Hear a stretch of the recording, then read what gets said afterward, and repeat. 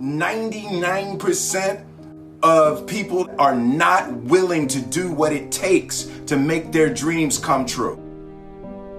The Marines have a saying, everybody wants to go to heaven, but nobody wants to die. The center of bringing any dream into fruition is self-discipline. You know, something as simple as food and eating. It's not about your body as much as it is about your mind. That tells you who you are. So think about what it is you like to create in your life experience. Once I look at how you commit your time, once I do an evaluation on how you spend your time, I can tell you exactly what you're committed to. People that say they have dreams or want to open a business or want to do something differently than what they're now doing, they don't like their jobs, they're unhappy, they're unfulfilled. People who say they want to improve their income levels, look at how they spend their time. How they spend their time, the commitment of their time, how they use that. We are choosing shit that's not in our own best interest.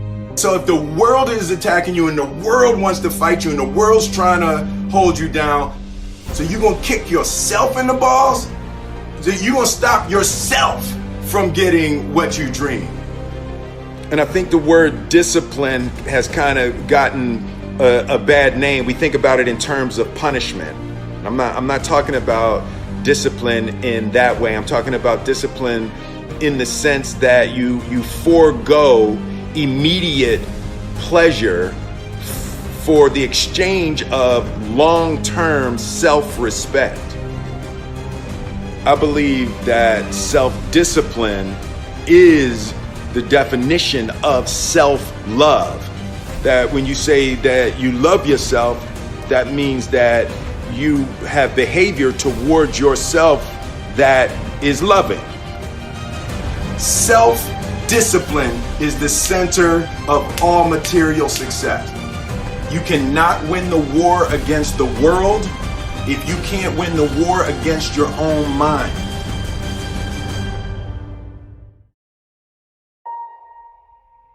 Self-love is when you say to yourself, oh man, look, I know you and that girl got a real connection. I know y'all vibe, but that's your girl's cousin. So I love you too much to let you do that. It's like you say to yourself, hey man, look, I know you want to eat that pizza and it'll be really good, you know, but I can't let you eat that, man, because if you eat that pizza, you're going to feel like shit, you know, and I love you too much to let you eat that. Self-love is, hey, look, I know you got a test on Monday, you know, and I know you really want to go out with your friends and Saturday night you want to go out, but if you fail that test, you're not going to feel good about yourself. You know, I love you too much to let you go out tonight. Self-discipline is self-love. If you want to be happy, you have to love yourself, which means you have to discipline your behavior. The road to sustained happiness is through disciplining your behavior. We tend to base our self-esteem on what other people think. And that's not really self-esteem. Self-esteem is supposed to be how we feel about ourselves. And I was just saying how dangerous it is to allow other people to determine how you're going to feel about you. And it's kind of like looking into a broken mirror. You're going to look in a broken mirror and then change your face to try to look good in this defiled, busted, broken mirror. And it just, other people's opinions is a really way to determine how we feel about ourselves.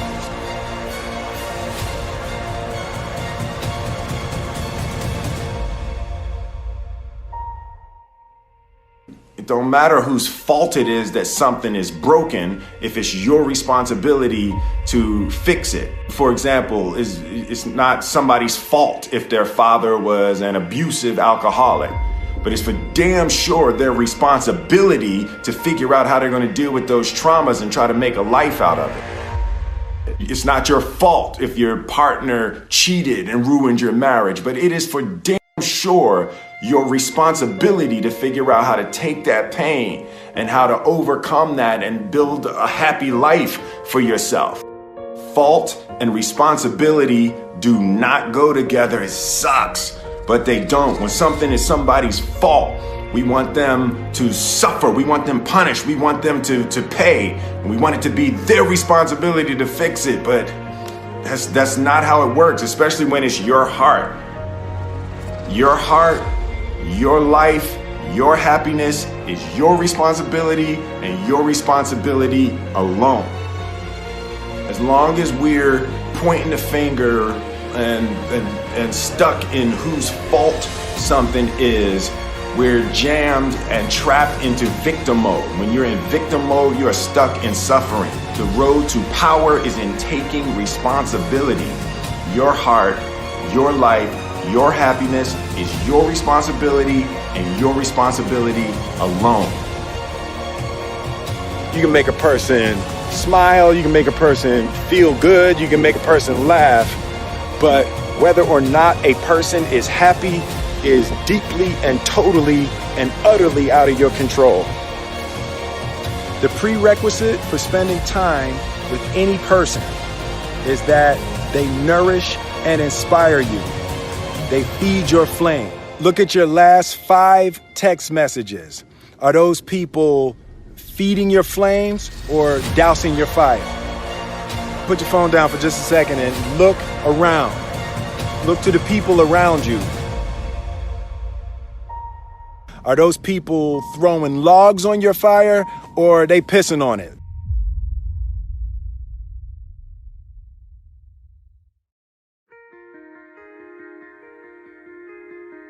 I want my life, I want my work, my family, I want it to mean something. And it's like, if you are not making someone else's life better, then you're wasting your time. The separation of talent and skill is one of the greatest misunderstood concepts for people who are trying to excel, who have dreams, that want to do things. Talent you have naturally. Skill is only developed by hours and hours and hours of beating on your craft. You don't try to build a wall. You don't set out to build a wall. You don't say, I'm going to build the biggest, baddest, greatest wall that's ever been built. You don't start there. You say, I'm going to lay this brick as perfectly as a brick can be laid. There will not be one brick on the face of the earth that's going to be laid better than this brick that I'm going to lay in this next 10 minutes. And you do that every single day. And soon you have a wall. And soon you have a wall. And I think psychologically, the advantage that gives me over a lot of people that I have been in competition with in different situations is it's difficult to take the first step when you look how big the task is.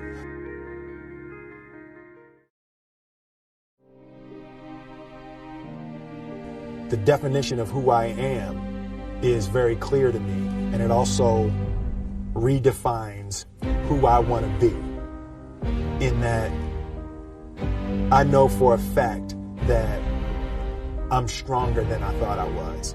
You know, you can't help but ask yourself the question, what would I do if I was in Muhammad Ali's shoes? I'm motivated by fear.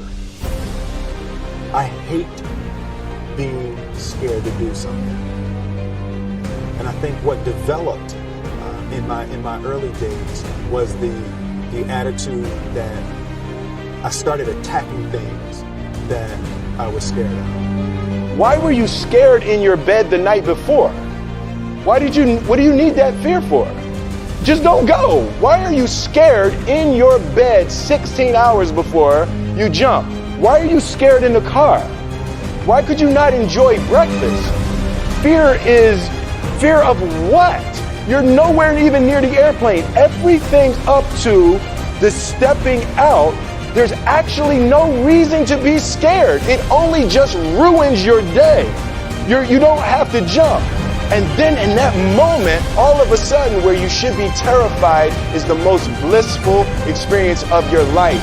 And God placed the best things in life on the other side of terror.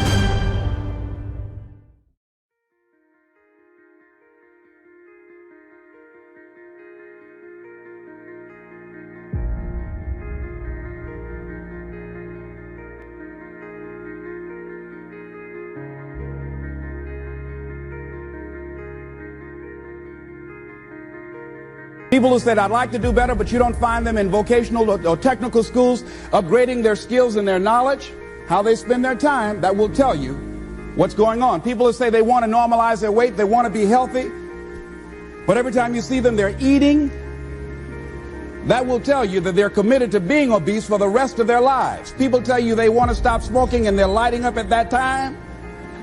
Folks that say, I want to stop drinking, and every time you're in their face, they're reeking with alcohol, that will tell you what's going on. Don't have to listen to what they say, just watch what they do. Commitment shows up in your life in what you do. On the other hand, you can make the commitment to your life that you don't like the results that you have and that you're going to do something about it. See, that power is available to all of us. People who look at life and decide, I want something different for myself. Carol Hatfield. Carol lives in Detroit, single mother, decided that she wanted to go into her own business, did not have enough money to do it. She wanted to have a health food store. She sold her car and used the money to start in a little storefront, a little hole in the wall. She rode to work on a bicycle. And then when she got enough money, she bought a motor scooter and did that for a long time. She's now a very successful person. She now has 3 health food stores. She said it was hard, it's a struggle, Les. She said, but I did it. She said, I made the commitment to do it, and I did it. Why is it that people are frightened by commitment? Because when you say the word commitment, that intimidates a lot of people. Why? Because it means you have to deliver. See, most people, you ask them, hey, look here, I'd like for you to do this. And they'll say, I'll try. I'll try means that is my escape clause. When I don't come through, it's really a polite no. I don't have the courage to tell you no, so I'll tell you I'll try. Hey, look here, I need you to come to this meeting. I'll try. I say, what do you mean? You're going to lean toward the meeting? Try and sit down. You either do or you don't. Try and take this pencil out of my hand. You either do or you don't. There's no such thing as try. So most people like to use that language. They don't want to commit themselves because commitment means, among many things, no excuse is acceptable. That's what it means. No excuse. That if you decided that you're going to do this, if it becomes hard, then do it hard. If it's difficult, so what? If it's inconvenient, so what? See, a lot of people made a commitment to come here tonight, but they looked outside and said, it's raining. The temperature dropped. It's cold outside. And they decide to give up on their commitment.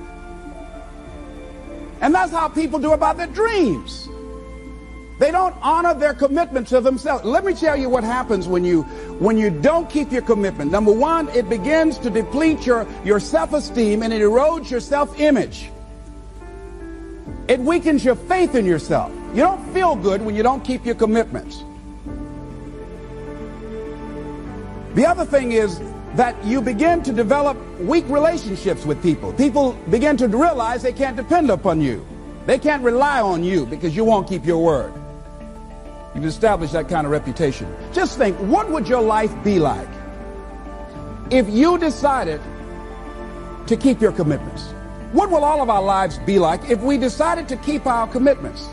That we decided to do the things that we said that we were going to do. That we wouldn't even speak it unless we were going to do it. If we decided just for a week, just see what your life can be like. Just let's do it for a commitment to make it a 7-day commitment that I won't say I will do anything unless I'm going to do it. And find out what your life will be like. Let me tell you what, if you follow it through, if you keep your commitment to the commitment, at the end of the 7 days, you'll feel strong and powerful. Because by honoring your commitment, each time that you do, that empowers you. whatever discipline that is required, whatever it is that you must do. So I'm suggesting, number one, commit yourself to live in the present. I saw the movie, The Dead Poets Society, Robin Williams, and they had a line in there, seize the moment. Many of us are not able to move forward and develop and manifest our greatness because we spend so much time looking back or worrying about the future. Seize the moment. See, you cannot go into the future and manifest your greatness when you have various things in your life that's blocking you. Let's look at how we can begin to keep our commitments. Remembering what Dr. Robert Anthony said about results. When you keep your commitments, you're able to produce some different kinds of results in your life. So how can we keep our commitments? And do we keep all commitments? No, we don't. You will not be at 100%. However, you will have a greater percentage rate of maintaining your commitments to yourself, whatever those things might be. If it's going into business, if it's changing a habit that you know that works against you, if it's overcoming self-destructive behavior, if it's retraining your thinking, if it's reinventing yourself, if it's trying to begin to design your relationship differently, all of us have the possibility, by focusing and really harnessing our attention and concentrating on it, we really have available to us the power to honor our commitments in those particular areas. So number one, make it priority. See, no one would go get on an airplane if you thought your chances of getting there to your destination were as good as your luggage. Am I correct? See, and I say the reason that you will reach your destination more times than your luggage will is because the airline, and I'm glad that they do, has made it a priority to move the human beings from one point to the other safely. Not send you off to Boston or someplace with your luggage. So I'm not really upset when my luggage doesn't show up. I'm glad they delivered me, because they've made me a priority. See, they have made delivering you to your destination important. So if you want to honor your commitment, whatever you decide that you're going to do, make sure you make it important. Make sure it is priority. Keep it before you. The other thing is, whatever that you want to do, whatever you want to begin to create and beginning to manifest your greatness and strengthening your level of commitment, and it's really exercising your will. Find something that you want to do on your goal, one action step, but make sure it stretches you, that it challenges you, but it's doable, that you can do it. This year I decided that I was going to exercise.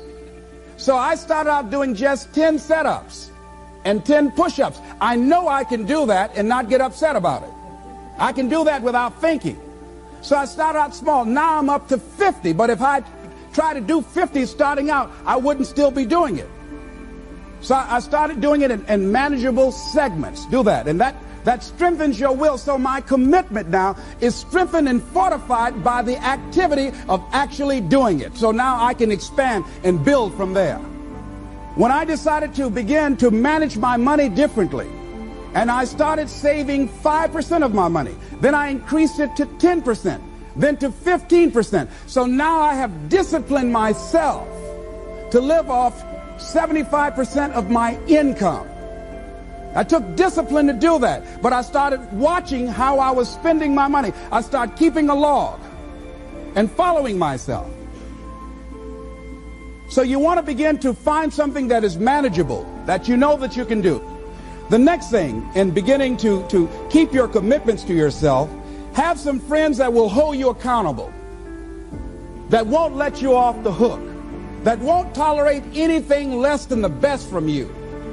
People that will support you in this new way of being, in this new state of consciousness. The other thing is important is have a contingency plan. See, many times when you make a commitment to do something, there are some other variables that will happen that you can't control or you perhaps did not think about. So you want to have some other plans going on. You want to become creative. See, most people don't keep their commitments because when something goes wrong, they just stop. They don't have a contingency plan. So they don't know what to do next. Start being creative. If you challenge yourself, many times we say, I don't know what to do. And I always ask myself, but if you did know what to do, Les, what will it be? That activates another part of my mind. I start thinking about the possibilities and just experimenting. But many of us just stop dead in our tracks. I don't know what to do. You do know what to do. You've got genius in you. Challenge yourself, push yourself, make yourself come up with something. Use your imagination. And what you will find is that you know more than you realize that you know. That you're more creative and more resourceful than you realize that you are. And as you do that, the more you do it, the easier it will become. At first, it's going to be a struggle. And after you get into a certain level of consciousness, you will ask yourself, how is it that I didn't see this before? At the level that I'm managing my business now, they say consciousness is what we are. I literally look at myself and say, how is it that I didn't do this before? Why is it that I couldn't see this before? And the reason that I didn't see it before, because I didn't challenge myself. I didn't put myself out here. See, the reason that most of us go through life never discovering our true greatness, literally walking, breathing corpses, the uncommitted life isn't worth living. Why? Because it doesn't produce anything. See, you only make things happen. Your life only counts. You only make a difference when you are committed. When you make a commitment with your life. That's the people that make a commitment with their lives. The people that make a commitment to their customers. The people that make a commitment to their families, to their relationships, are the people that make the greatest impact in life. What is commitment? Commitment is the salesman who says, look here, I'm going to make $1,000 today and I'm not going home. You can turn the lights out. The janitors could be here running the vacuum cleaner. I'm not leaving here till I do it.